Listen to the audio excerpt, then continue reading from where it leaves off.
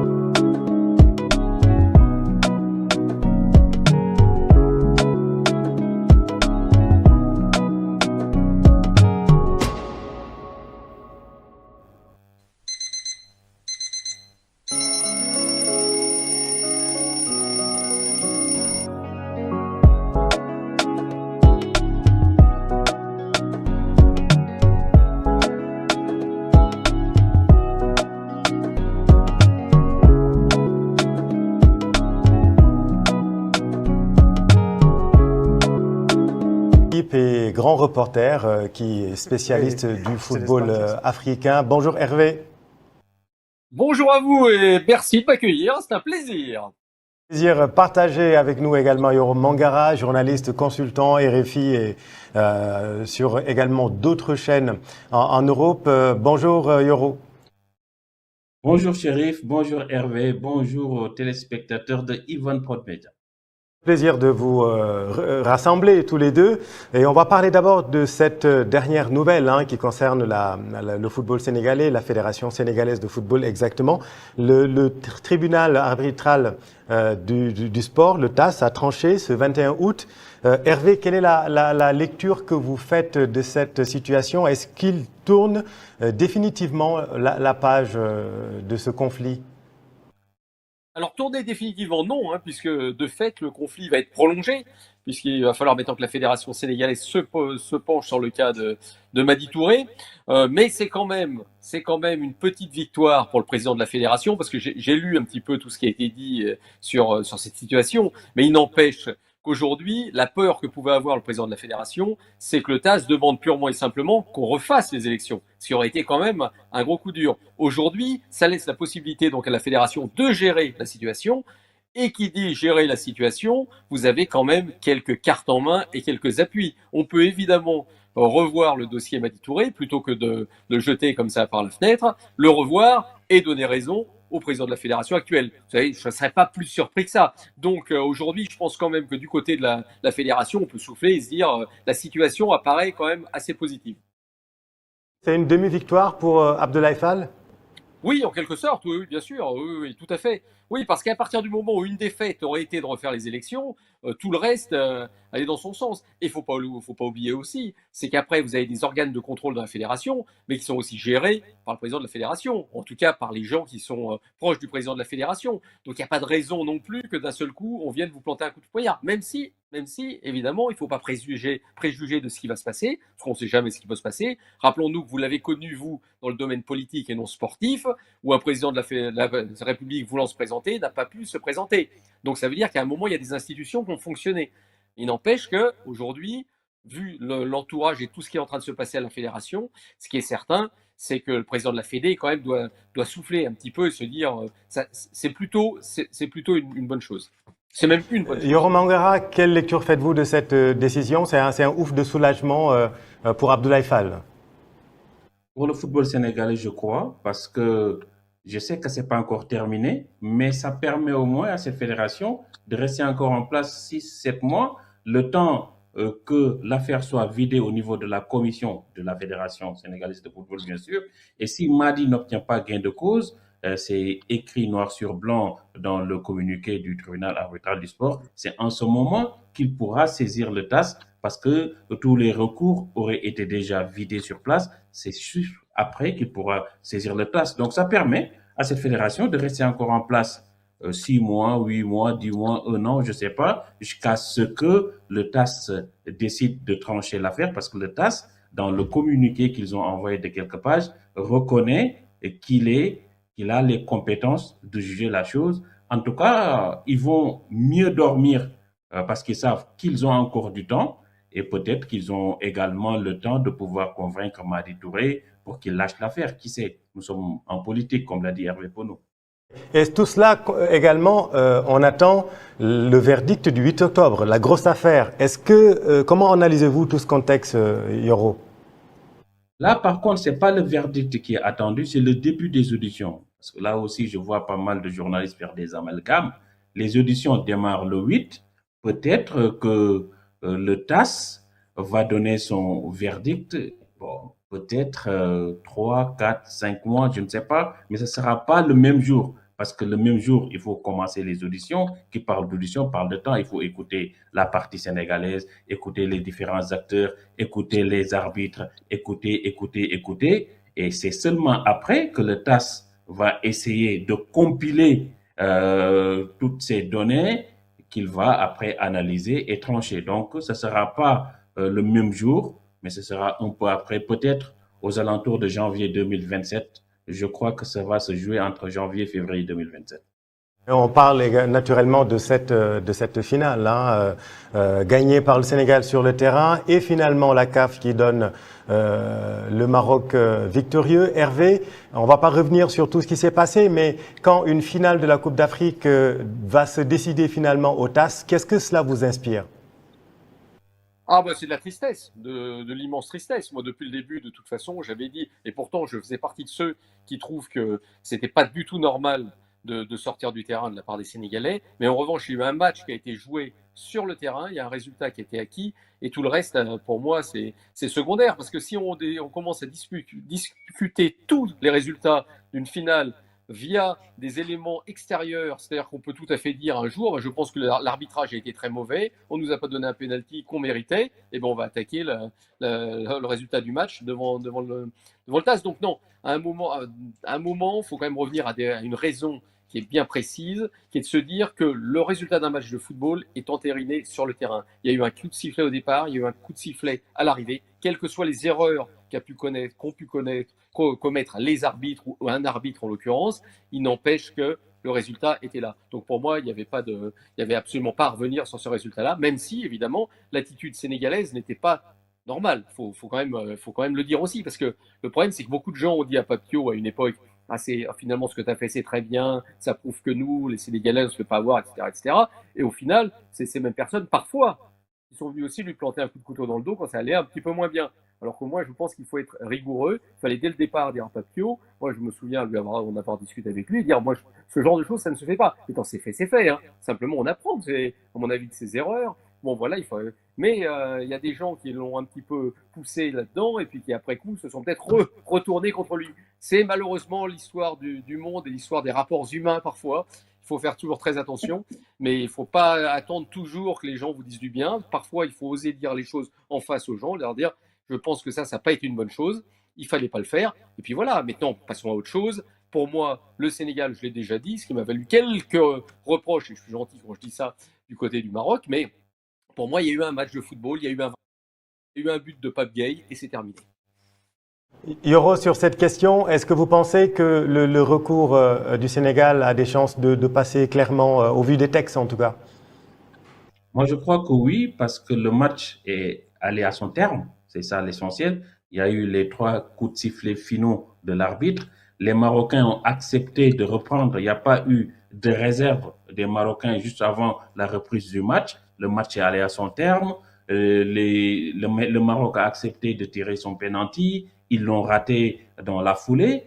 Oui, pour moi, avec vu tous ces éléments, je crois que le Sénégal pourra remporter cette bataille juridique devant le Maroc au niveau du tribunal arbitral du sport. Tout comme Hervé, moi, je faisais partie des rares journalistes sénégalais qui avaient dit à l'époque que j'étais contre le fait que Pape Thiaw ait décidé de sortir les joueurs du terrain. Je me suis fait insulter, moi, ma famille, ma maman. J'ai vu même certains journalistes sénégalais en direct dire que oui, on fait les petits tout bas en Europe parce que nous sommes phagocytés. Il y a des gens qui ont matrixé nos cerveaux. On roule pour le Maroc, ce qui est archi faux. Moi, j'apprends à mon fils le sport. Le sport, c'est savoir gagner et savoir perdre. C'est-à-dire, je le disais à mon fils, je dis, mais imagine-toi, tu es supporter je donne l'exemple du football sénégalais. Tu es supporter de Guédiawaye Football Club qui joue face à l'Ice Pekin, il n'y a pas de VAR. On siffle pas un penalty évident pour Guédiawaye. 2 minutes après, il y a un but valable de Guédiawaye FC face à Pekin. On lui dit qu'il y a pas de but, l'arbitre siffle hors jeu. Et il y a une main moins évidente, l'arbitre siffle penalty pour l'Ice Pekin. Guédiawaye sort du terrain. Je dis, mais est-ce que c'est cette fédération qui va sanctionner Guédiawaye Football Club? Est-ce que c'est la Ligue sénégalaise qui va sanctionner les Guédiawaye Football Club? Parce qu'ils sont sortis.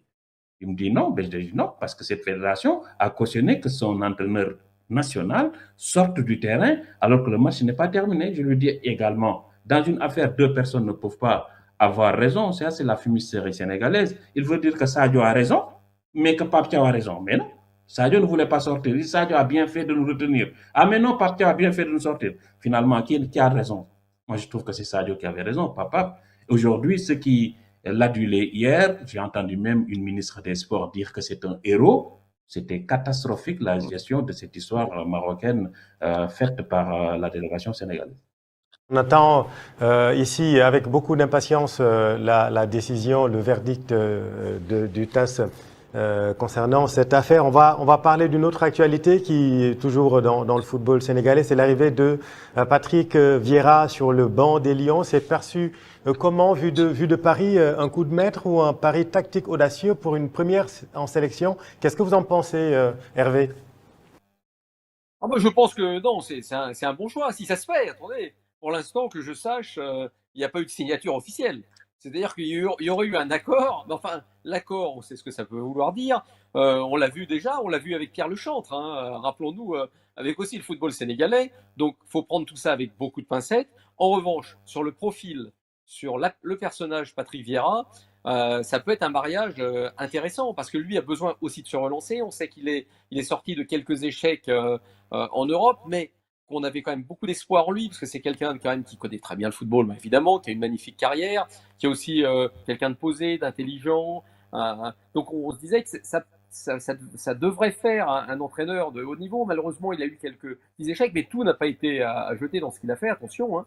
Il y a eu des périodes très intéressantes avec lui. Et peut-être en plus en sélection, il a ce profil, vous savez, de joueur qui peut imposer aux autres par sa présence, par son palmarès, même si je sais qu'aujourd'hui, les joueurs, vous savez, votre palmarès, si vous ne jouez pas 3 matchs, le palmarès de votre entraîneur, vous l'oubliez complètement, ça c'est certain. Mais il n'empêche qu'il a quand même un passé. C'est quelqu'un, il ne faut pas oublier, qui a accepté de venir travailler aux États-Unis pour débuter sa carrière, pour apprendre. Il avait commencé par les jeunes. Donc vous voyez, il n'a jamais eu peur de se mettre les mains dans le cambouis, de travailler et de se dire, eh ben, je vais travailler petit à petit pour arriver à être un grand entraîneur. Donc en plus, il est né à Dakar. On sait qu'aujourd'hui, il y a un retour quand même. On voulait absolument un entraîneur né si ce n'est né au Sénégal, en tout cas d'origine sénégalaise. Lui, il a quand même vécu jusqu'à ses 7 ou 8 ans au Sénégal. C'est quelqu'un qui est vraiment imprégné, qui a investi dans Diambars, il ne faut pas l'oublier. C'est quelqu'un qui va souvent au Sénégal. Donc tout ça fait que je trouve qu'il avait un profil qui correspondait aussi à ce que pouvait rechercher le football sénégalais. Alors maintenant, vous savez, hein, est-ce que ça match pas? Vous n'avez jamais de certitude. En tout cas, c'est un pari intéressant, peut-être audacieux, parce qu'il n'a jamais entraîné en Afrique. Maintenant, je pense quand même qu'il a aussi certains codes africains. Il connaît quand même le football africain. Il s'y est intéressé. Donc, je ne pense pas que vous voyez, c'est pas un entraîneur comme ça qui vient par hasard. Donc, je me dis, ça peut être vraiment quelque chose de bien pour le football sénégalais et aussi pour lui. Donc, vous savez, l'un et l'autre peuvent faire, vous savez, ces fameuses histoires de gagnant-gagnant. Ça peut être effectivement un gagnant pour le football sénégalais et gagnant pour Patrick Vieira. En plus, attention, hein, il arrive à la tête d'une équipe, vous avez des joueurs. Hein. C'est pas rien, sûr. Bon, Si, Yoro, bien. on en a parlé ici hein, sur cette antenne, l'arrivée de Patrick Vieira, même si, comme Hervé vient de le dire, c'est pas encore officiellement acté. D'ailleurs, qu'est-ce que vous en pensez, cette annonce dans le contexte que nous connaissons et aussi tout ce qui a été dit depuis cette nouvelle? Pensez-vous que Patrick Vieira est l'homme de la situation? Alors, je vais commencer par cette annonce, juste après avoir lu le communiqué. Malheureusement, au Sénégal, vous savez, les journalistes ont la flemme de lire. Parce que le communiqué le plus important, c'était le dernier paragraphe, les 4 voire 5 dernières lignes. Et ils se sont limités au communiqué de Patrick Vieira, nouvel entraîneur de l'équipe nationale du Sénégal. Sauf que sur le dernier paragraphe, c'était écrit noir sur blanc qu'ils sont en train de négocier encore, que rien n'a été signé et que rien n'a été fait. Et moi, juste après le communiqué, j'avais sorti un tweet pour dire, mais c'est quoi encore ce bordel à la Fédération sénégalaise de football? Comment on peut sortir un communiqué alors que rien n'est signé? Alors, on sait qu'en football, tant que c'est pas signé, le deal n'est pas fait. Et même Hervé, quand il a tweeté, je lui dis, mais le mec, il n'a pas encore signé. Hervé a rigolé pour dire, mais ça veut dire quoi? Bon, je ne vais pas revenir sur la sortie de Bakary Cissé parce que c'est à partir de sa sortie que certains journalistes ont ouvert les yeux pour ah, mais donc il n'a pas signé. Mais non, mais c'était déjà dans le communiqué 24 heures avant, sauf que les gens, ils n'ont pas lu. Maintenant, pour revenir au profil, je crois qu'il a le profil pour diriger cette sélection nationale. Après avoir le profil, le juge de paix, ce sera les résultats. On le sait tous. Est-ce qu'il aura des résultats comme Pape? Est-ce qu'il aura les résultats d'Alucissé? Ça, je ne sais pas. Il aura un bon groupe d'excellents footballeurs. Lui, il connaît le haut niveau. Il a la chance que les autres n'ont pas parce que lui, il a déjà été entraîneur dans des clubs, c'est-à-dire Nice, Strasbourg, Palace. Ça va lui permettre de gagner du temps. Là où Pape Thiaw apprenait à gérer un vestiaire où il y a de grands noms, lui, il l'a déjà connu quand on entraîne Aizé, quand on entraîne Olysée, etc. Il a déjà connu de grands noms dans son vestiaire, Balotelli, etc. Donc lui, il ne va pas apprendre. Il aura peut-être gagné 2, 3 ou 6 mois, voire un an d'expérience par rapport aux autres. Après, le juge de paix, ce sera toujours les résultats. En aura-t-il? Je ne sais pas. Bon, les journalistes sénégalais ont la flemme de lire. Merci pour les confrères quand même, hein, Yoro. Ben non, mais c'est la réalité, parce que c'était déjà dans le communiqué. En tout cas, c'est pas encore fait, mais on peut quand même se projeter, Hervé, entre la gestion des cadres comme Sadio Mané, parce qu'on a eu ce débat ici, et l'intégration des jeunes. Quel doit être le chantier prioritaire de Vieira si jamais c'est acté sa nomination? Alors déjà, chantier prioritaire, de bien s'entourer. Ça, c'est déjà la première des choses. Avant même les joueurs, hein. Je parle d'avoir des adjoints, des gens qui travaillent à la fédération avec lui. Il faut vraiment qu'il choisisse ses hommes et qu'il ait en immense confiance. Voilà, ça déjà, première chose. Deuxième chose, sur le plan du groupe, vous avez quand même un très très bon groupe. Ce qu'ils ont fait en 16e de finale de la Coupe du Monde, franchement, il ne faut pas oublier que l'élimination en Coupe du Monde, c'est lié à une erreur du gardien de but. S'il n'y a pas cette erreur du gardien sur le deuxième but, ils sont qualifiés, il n'y a même aucun doute là-dessus. Donc, ils étaient vraiment pas loin. Il y a un groupe qui a du potentiel. Les anciens, il y a certains anciens maintenant, ils vont tirer leur révérence. N'oublions pas quand même que Sadio Mané avait dit lors de la dernière CAN que c'était sa dernière CAN.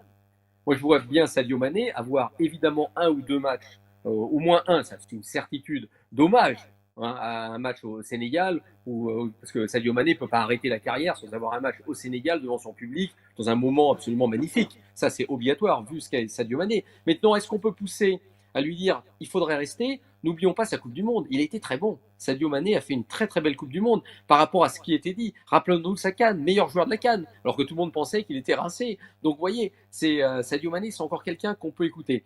Maintenant, il y aura des choses à mettre en avant, c'est-à-dire des jeunes joueurs qui se sont révélés lors de la Coupe du Monde, qui doivent prendre les clés du camion. Je pense aussi à un joueur qui a été délaissé, alors je l'ai souvent écrit pendant cette Coupe du Monde, délaissé pour moi de manière très incroyable, très étrange, on va dire, c'est-à-dire Mamadou Sarr en défense centrale. Maintenant, il faut qu'il rejoue, hein, attention. Lui, il a besoin de retrouver un club, retrouver un challenge pour pouvoir jouer, parce que ça va Chelsea, ça va être encore difficile. Et puis, vous avez cette jeunesse qui monte, les Habib Diarra, les Pape Gueye. Alors, Pape Gueye, pour être honnête avec vous, je ne vais pas me mentir, je ne vais pas me cacher, moi, j'aurais suspendu, vu ce qu'il avait dit là, après son staff, et notamment ça a été lu comme aussi une attaque contre Papio. Je trouve que là, j'ai trouvé ça très dur. Attendez, une petite suspension, c'est pas pour dire vous allez le mettre à l'écart longtemps, parce que je trouve que Pabia est un très très bon joueur, évidemment. Il est quand même buteur en finale de la Coupe de la CAN. Et en plus, c'est quelqu'un de bien. Simplement, quand vous surréagissez comme ça, il faut, je le disais tout à l'heure pour Papio, il faut que quelqu'un soit capable de vous dire à un moment, tu as tort, tu n'as pas à dire ça sur ton entraîneur ou ton sélectionneur. Parce que tout le monde l'a lu, pas comme une attaque contre certains membres de la fédération, mais comme une attaque contre son sélectionneur. Et ça, c'est pas possible. Papio, vous savez, il était déjà détruit, vous avez vu tout ce qu'il a pris. Et puis d'un seul coup, un de vos joueurs clés qui commence à vous mettre la tête sous l'eau. Donc à un moment, on est capable de dire à un joueur, interdiction de parler comme ça, pendant 6 mois, tu n'en mets pas les pieds en équipe nationale. Mais évidemment que c'est... Et puis lui, il le comprendrait. Il va comprendre tout à fait qu'à un moment, on ne peut pas tout dire, tout faire dans une sélection nationale. Et c'est pas grave. Et puis 6 mois après, il revient, et puis il comprend, et puis ça le fait grandir aussi, d'une certaine manière. Donc, parce qu'il ne faut pas oublier que les joueurs ne sont pas plus importants, que la sélection. Donc, vous avez donc des anciens qui commencent maintenant à partir. Ça va être plus difficile pour Sadio Mané, évidemment. On verra le rôle qui va se donner ou qu'on veut lui donner. Sauf que Hervé, dans la gestion justement de la sélection, il y a des choses à dire aussi. Parce que la Coupe du Monde, on sait tous ce qui s'est passé. Vous avez suivi même l'équipe du Sénégal. Vous étiez à Dakar. Également, vous êtes parti à la Coupe du Monde. Comment analysez-vous aussi, avec le recul, tout ce qui s'est passé et notamment le cas Pape Thiaw? Ah, mais moi, vous savez, depuis le début de la compétition, moi, j'ai toujours eu le même discours. Je l'ai écrit, donc tout le temps, donc c'est pour ça que je vais le répéter, sans aucun souci. C'est-à-dire déjà, mauvaise gestion de la préparation de la Coupe du Monde. On l'a vu avec l'histoire Papio, ça n'a aucun sens. Avec le départ, rappelez-vous quand même, j'y étais au Sénégal à ce moment-là, que vous partez le jour de la Tabaski. Mais comment on peut imaginer Sénégalais partir le jour de la Tabaski, alors qu'évidemment que les jeunes joueurs seraient allés en famille, auraient bravo, c'est ce qui se passe, bon voilà, et puis ça pourrait porter chance. Et là, vous partez le jour de la Tabaski. Non, mais ça n'a aucun sens. Dans un contexte absolument incroyable, à peine arrivé, vous avez déjà un match amical. Durant ce match amical, vous tentez de remettre Mamadou Sarr en condition parce que vous le faites jouer les 2 premiers matchs contre l'Arabie Saoudite et contre donc les États-Unis. Et finalement, le joueur qui joue jamais de toute la compétition, c'est Mamadou Sarr. Pourquoi? Parce qu'il y a eu la prime aux anciens, et ça a été une erreur. J'ai jamais compris, par exemple, que Koulibaly, qui est un immense joueur, moi j'adore Koulibaly, en plus c'est un type super, c'est un type vraiment formidable. Maintenant, il n'était pas capable lui-même de sentir qu'il n'était pas prêt. Vous jouez Kylian Mbappé sur le premier match, vous jouez Erling Haaland sur le deuxième match. Mais il n'était pas prêt, tout simplement. Et donc, il fallait donner tout de suite du temps de jeu à Mamadou Sarr, qui avait été préparé pour ça.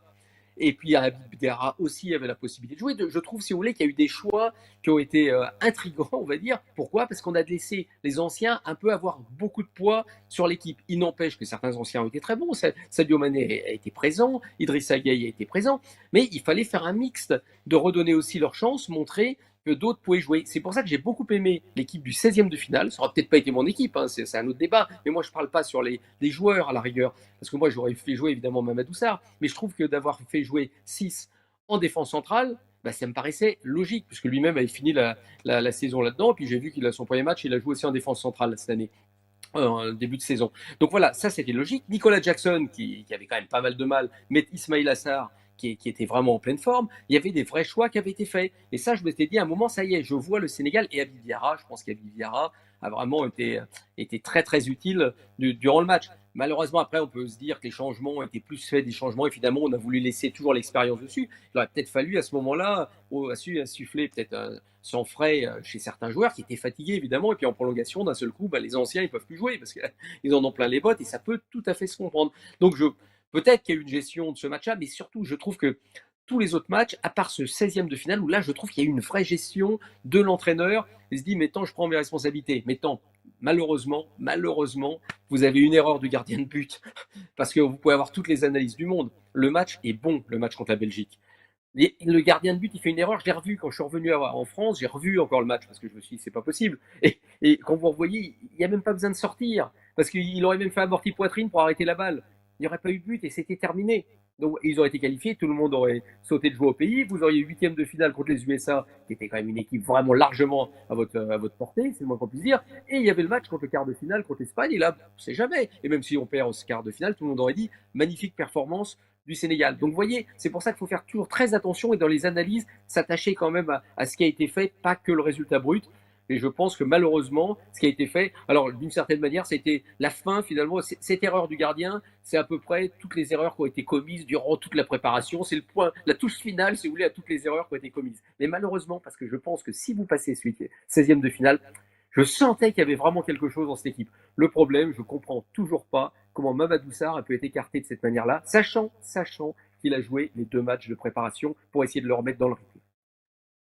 Yoro, peut-être on va terminer là-dessus. Quelle est votre lecture, le chantier prioritaire de Vieira, pour revenir sur Vieira selon vous? Vous l'avez suivi à Strasbourg, à Nice. Est-ce que, comme Hervé vient de le dire, il faudra qu'il s'entoure très bien d'abord? Qu'il s'entoure et qu'il élague, les deux. Parce que je crois qu'il y a pas mal de personnes autour de cette sélection qu'il va falloir recaser ailleurs ou trouver à ces personnes de vrais rôles dans la sélection. Ça, c'est un. Deuxièmement, Hervé était aux États-Unis, voilà, il sait de quoi je parle. Pour moi, il y a trop de monde autour de cette fédération. Ça fait voyager beaucoup de personnes à chaque fois et il y a la famille d'un tel, le frère d'un tel, le cousin de l'autre, la petite copine d'un tel. Pour moi, aujourd'hui, il faudrait d'abord qu'il s'entoure, mais qu'il essaie de bunkeriser cette équipe nationale.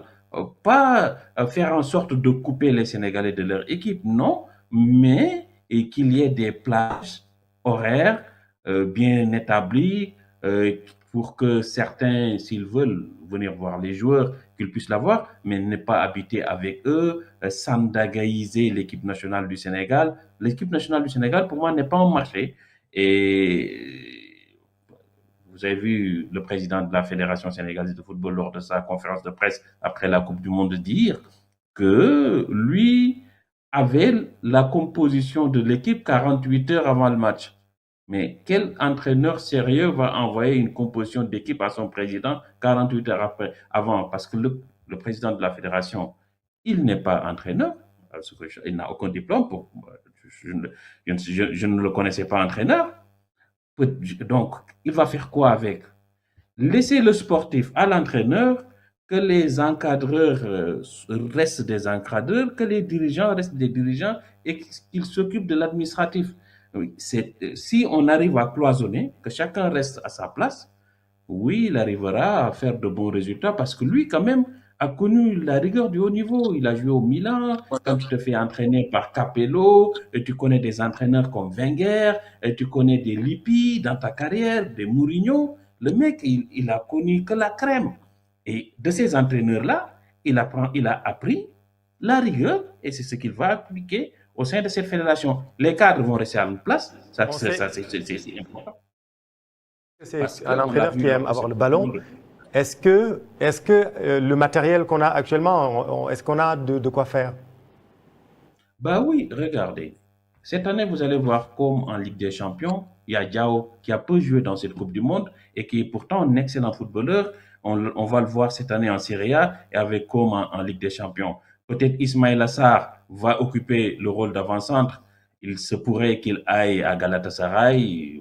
Ça négocie entre Palace et Galatasaray. S'il va à Galatasaray, c'est pour jouer la Ligue des Champions. Lamine Camara qui est à Monaco, il peut bouger comme il peut ne pas bouger. Il y a des jeunes comme Iliman Ndiaye, vous avez, comment ça s'appelle, le jeune milieu de terrain qui joue à Sunderland, Hervé en parlait tout de suite. En plus, je ne dois même pas oublier son nom. Habib Habib Diarra. Diarra. Habib Diarra. Habib Diarra, Gay. vous avez Pape Matar Sarr qui pourrait quitter Tottenham. Mais aujourd'hui, Nobel Mendy, qui a honoré sa première sélection juste avant la Coupe du Monde, il a marqué avec face à Man United. Il est à Hull, il a été acheté plus de 30 millions. C'est un super défenseur. Les jeunes sont là. Je ne te parle pas après des gardiens. Il y a Evan Diouf. Pour moi, il y a de la matière. Les cadres, certains vont partir à coup sûr. Ils ne feront pas la Coupe du Monde 2030, ça j'en suis certain. Et il y a de quoi s'appuyer pour faire encore. Et puis, je ne parle pas des jeunes pousses qui vont arriver, la Mincy de Auxerre, et tous ces jeunes-là. On a vu Diacon briller en début de championnat en Belgique avec son club. Il a raté la Coupe du Monde. On a pas, le réservoir, il est là. Donc, pour moi, j'ai pas peur de perdre les cadres. Ils ont apporté énormément au football sénégalais, mais aujourd'hui, la relève est là. Merci beaucoup, Yoro. J'allais dire Hervé Renard. Patrick Vieira a vraiment de quoi faire. Hein. Oui, non, pas Patrick Vieira. Non, Alors, la difficulté quand vous perdez des joueurs de ce calibre-là, quand même, c'est que c'est des joueurs qui serrent un peu les rangs. Hein. Vous savez, Sadio Mané, c'est quelqu'un qui a une forte personnalité. Il ne faut pas croire, c'est un type adorable, gentil, vous voyez tout ce qu'il fait pour les autres, qui a été un joueur magnifique. Mais il savait aussi serrer les... Idrissa Gueye, pareil. Idrissa Gueye, top joueur. Koulibaly, c'est des joueurs qui savent à un moment, quand il faut dire aux jeunes, attention, faites pas n'importe quoi. C'est pour ça que je parlais tout à l'heure de Pape Gueye. Il ne faut pas que des joueurs commencent à être plus importants que l'équipe. Parce que là, si ça peut partir en sucette totalement. C'est-à-dire que si d'un seul coup, chaque joueur, parce qu'on a connu des bonnes générations du Sénégal, Euro. Rappelons-nous même la génération des 2000, 2002, etc. Même 2012, après tout ça. Mamadou Diagne, Diawara, etc. C'était une belle équipe quand vous regardiez les joueurs. Mais il n'y avait pas de résultat. Pourquoi? Parce que intérieurement, il ne se passait pas ça. Là, vous avez été dominé quand même par des joueurs clés et standards qui étaient des joueurs très importants, à la fois sur le plan du jeu, à la fois sur le plan humain. Et ça, c'est capital. Des Koulibaly, des Edouard Mendy, des Idrissa Gana Gueye, des Sadio Mané. Donc ça, c'était des joueurs plus que des joueurs. Donc attention, quand vous les perdez, vous perdez aussi ça. Et c'est à Patrick Vieira après de trouver le lien, trouver les joueurs qui vont pouvoir lui permettre justement d'avoir ce poids-là sur le groupe. Vous dites qu'il va falloir qu'il s'entoure très bien. Est-ce que ça veut dire qu'il va falloir se débarrasser de tout ce qui est génération 2002, parce que c'est de ça qu'il s'agit? Par exemple, El Hadj Diouf, est-ce qu'il va falloir qu'il quitte cette sélection, et de même que Fadiga? Alors là, c'est un autre débat. Moi, quand je parlais de l'entourage proche, c'est-à-dire les adjoints, les gens qui sont tout autour de lui, ceux qui vont travailler avec lui, c'est là où il faut vraiment pas se tromper. Hein. Parce que ça, c'est capital, c'est important. Après, le rôle que pourra avoir El Hadji Diouf, Fadiga, ça c'est autre chose. C'est encore un autre débat. Lui, il va peut-être pas vouloir les avoir aussi proches que ça. C'est possible, ça c'est une possibilité. Ils vont exister de toute façon. Vous pouvez pas être dans le football sénégalais, évidemment, et être El Hadji Diouf ou Khalidou Fadiga et ne pas exister, c'est pas possible. Mais maintenant, après, El Hadji Diouf, c'est quand même l'icône de cette tanière. Est-ce que Patrick Vieira, oui? Oui, absolument. C'est-à-dire que quand on parle d'El Hadji Diouf, c'est l'icône absolue. Hein. Quand vous allez au Sénégal, même quelqu'un qui a 8, 10, 15 ans, et il adore El Hadji Diouf. Donc, El Hadji Diouf, c'est quelque chose en plus. Donc, il faut l'utiliser de manière très positive. Et évidemment, vous ne pouvez pas mettre El Hadji Diouf de côté. Hein. Ça, c'est difficile parce que rappelez-vous qu'avec Aliou Cissé, c'est pas très bien terminé parce que justement, il se sentait un peu mis de côté. Donc, oui, effectivement, faut trouver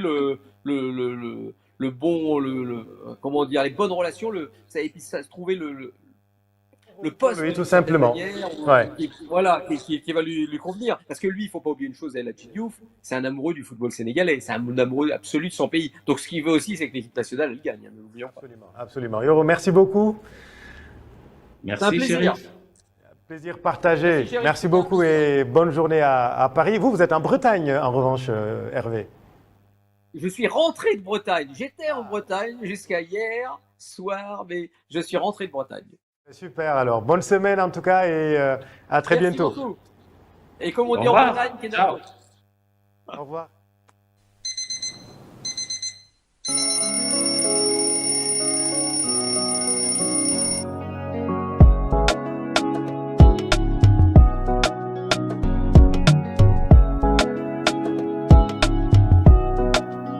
Merci beaucoup. 10h03, vous êtes sur Evenprod Media, la matinale, l'essentiel de l'info pour votre propre opinion. Rapide coup d'œil sur la presse de ce lundi 24